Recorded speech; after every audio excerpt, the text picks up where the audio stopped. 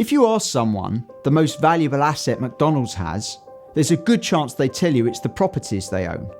If you ask someone the biggest asset Microsoft has, it would probably be the technological know-how. And yet that isn't true. The most valuable asset both of them have is the attention of the market. There used to be a time when companies would create products and services and then go and find a marketplace in which to sell them. But times have changed. In a world where everybody owns a media channel, we live in a world of abundance of information. And the scarcest resource today on planet Earth is attention. Quite simply, today it's the companies with your attention that win. Amazon built an entire business without making any of their own products, but what they had was the attention of the marketplace. Uber don't own any cars or have any drivers, but they have the attention of the marketplace.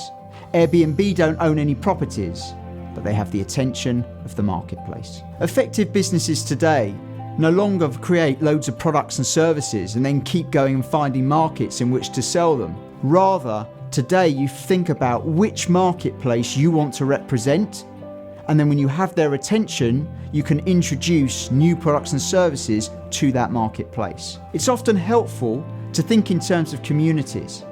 What makes a community? Either they have shared interests or they have shared values.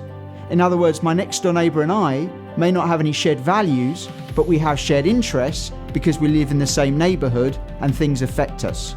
Alternatively, you can have groups that have similar value sets. When you think about the shared interests and values of your community, you can then think about the challenges they have, create content that will engage them, and over time, introduce new products and services that are relevant to those people. For example, an accountant might decide that their audience is entrepreneurs. They can then introduce things like venture capital and angel funding as businesses are looking for investment. They can introduce networks of support where business owners can speak to each other. To be effective today is really a 180-degree pivot. If you're struggling to sell the products and services you have, think about the market that you represent. And if you really champion them and their challenges and issues, you can then introduce the relevant products and services for them over time.